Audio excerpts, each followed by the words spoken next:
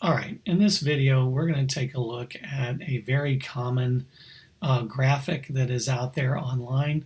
In fact, if you're looking up airspace, national airspace, or anything like that on Google, you'll probably run into this graphic. But, what does it mean really? That's what we're here to discuss. So let's take a look again. We have talked earlier about airspace kind of briefly. We touched upon it. I told you we'd be back to it, and here we are. So the first airspace that I really want to talk about is G, or since you guys have now been studying your phonetic alphabet, you should know that G is golf, and that is the yellow airspace, the yellow layer of airspace that you see on this graphic. And really, G is kind of everywhere that controlled airspace is not. So G is an uncontrolled airspace. It is golf. I like to think about it as like the game of golf, even though they're spelled differently. I like to think of it that way because golf is a fun game that everybody gets to play, and everybody can fly in class golf, including drones, because typically the lowest layer of controlled airspace outside of your towered controlled airspace is class Echo, and we'll talk more about that in a minute. But Echo typically doesn't come down any lower than 700 feet around most airports, and on occasion it comes to the ground. We're going to be talking about that a little bit more separately later on, but for right now, we're going to talk about the most case scenarios. And in the most case scenarios, Class E only comes down to 700 feet.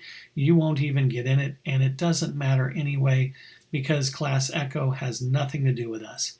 And we're going to get to that in a moment too. So, but let's focus on golf. Golf, everybody can fly in because it's down low. It covers everything up, past where we can fly, 400 feet, right? If you remember from earlier lessons talking about the rules for 107, 400 feet is the highest that we can fly without a waiver. And so class golf is everywhere. It's 400 feet. It's beyond 400 feet. It can go as high as 14,500 feet, but it only does that very rarely and nowhere near around Florida. So, you might find that out in the west, like Nevada, or you might find it in New Mexico and places like that where there's not a lot of anything really going on. It's kind of deserty areas. You might see some small patches of airspace where class golf goes all the way to 14,005. But for the most part, it's down below 700 feet and or up to maybe 1,200 feet, 1,200 feet being the next layer up of class Echo. So let's go ahead and get into Echo, since Echo and golf kind of play off of one another. As you can see, the yellow is kind of everywhere, and so is class E. Class E is all that blue space in between. Class Echo is only important to piloted aircraft that are on IFR or special VFR clearances. Otherwise, Class Echo has nothing to do with drones. In fact, we can go in it if you have a waiver to go above, let's say, 7 or 1,200 feet, and you end up in Class Echo. It's just like golf to us. They like to refer to Class E as everywhere space because it's everywhere where everything else isn't. It's the only controlled airspace that is everywhere and fills in the gaps between all of the other controlled airspaces. So let's talk about the controlled airspaces we might, as drone pilots, be getting involved with on a more regular basis, and that would be the controlled airspaces around airports. So again, let's go over these. We've talked about them before, but now you can see them. Class D, we're going to call that Dinky or Delta if you're looking at your phonetic alphabet. Class D is for Delta, Dinky airports. Those are your small airports. And around the Tampa Bay area here in Florida, if you're familiar, we have Albert Whitted and Even the MacDill Air Force Base is a Class Delta. Um, and, I would even say that, well, definitely uh, the St. Pete Clearwater International Airport is in a Delta for sure. It should be a Charlie. And we'll talk about Charlies here in a second, but it should be a Charlie because it's a little bit bigger of an airport.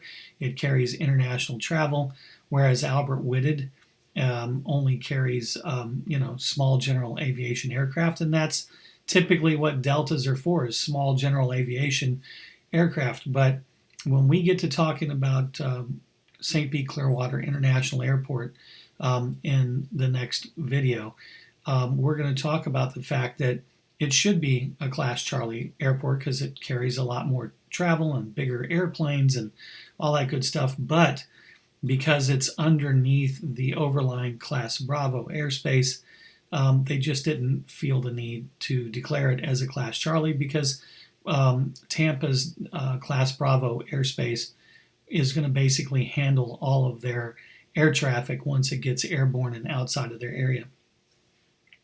So Class D for dinky. Let's move over to Class C. Class C, we're going to say, is for congested. For your phonetic alphabet lovers, that is Charlie, Class Charlie airspace. And then up here we have the big stuff, the busy airports, and that's Bravo, busy, or B airspace. So let's go back for a moment to the dinky airports, and let's cover their airspace now. So the dinky airspace, you notice it says underneath that it's a 4 nautical mile radius. That's a standard expectation for Class Deltas, and in the majority of cases throughout the country, that would be true. Here in the Tampa Bay area, we have no Class Deltas that are actually whole circles that are 4 nautical miles out from the center. But typically, that's what they're supposed to be. As well, the height of the Class Delta is typically 2,500 feet. But again, here in the Tampa Bay area, because we're so special, we don't have any Class Deltas that are exactly 2,500 feet either. Again, when you take it in the whole across the entire country, the typical Class Delta is 4 nautical miles radius and 2,500 feet tall. So for those of you that have been out of school for a while, just so you remember the difference between a diameter and a radius, if you hold both of your arms out side to side and you were to make a circle with your hands as you're holding them completely out in a T pose, that entire area would be the diameter. Now, if you take down one arm, that's your radius. Now, I know most of you probably know that, but there may be some folks watching this that need that refresher. Again, the radius is from the center out to the edge of the circle. So let's now go over to Class Charlie. You notice it says 5 nautical miles radius.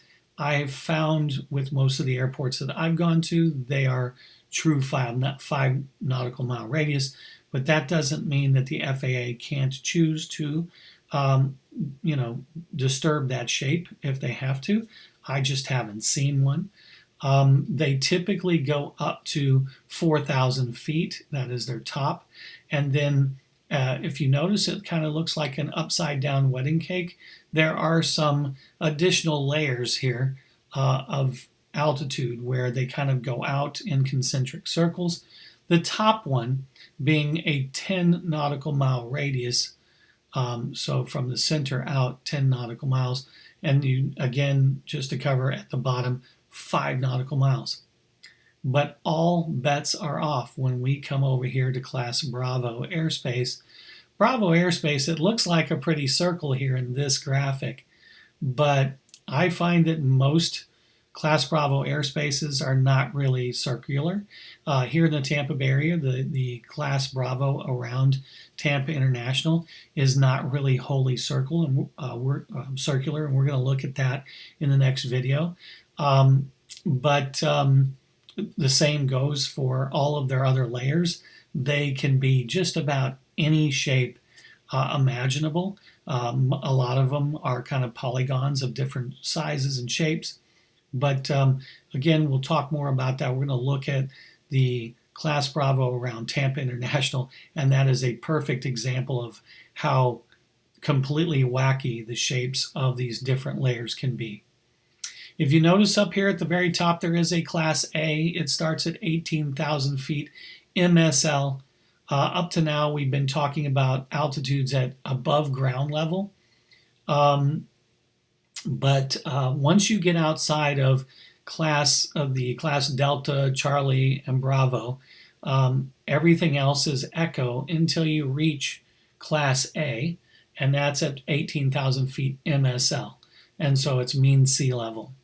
That's the only one that you have to really think about in mean sea level. All the rest of them are above ground level altitudes, but they're posted when you look at them on the sectional chart, or some of you may still consider a map. When you look at them on those paper graphics or even the electronic sources, it appears that they're charted in MSL, but they're still in actual AGL. So just be thinking about that. I know that may sound confusing to you, but there's still going to be Class Bravo is going to be 10,000 feet tall, and Class Charlie is going to be 4,000 feet tall. But they're going to say on the chart a different number because that's going to be the mean sea level altitude.